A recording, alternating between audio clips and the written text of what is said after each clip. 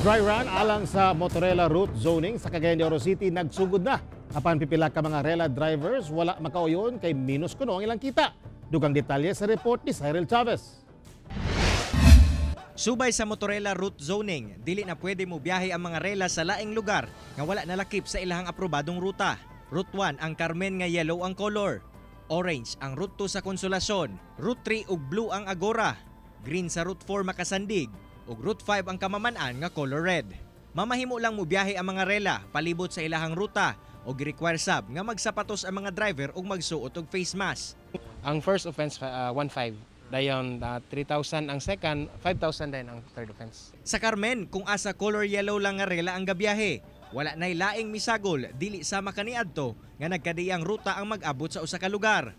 Apan pipila ka mga rela driver ang wala makauyon sa mong patakaran. Di may kauyon sir kay grabe kami nga kay karon nga panahon sir ang pasayro lisod gyud kayo. Sugi na sa konse, tres, sugi na sa lisod kayo. Bisa tama ka kuha na boss kay ilang mong kunong palisay mong kuno nila na. Karon, padayon ang pagtuon sa RTA sa mong patakaran ug tun-an kung unsa ang mahimong pinal nga implementasyon ni ini. Kauban si Makoy Sempron sa kamera. Ako, si Cyril Chavez para sa One Mindanao.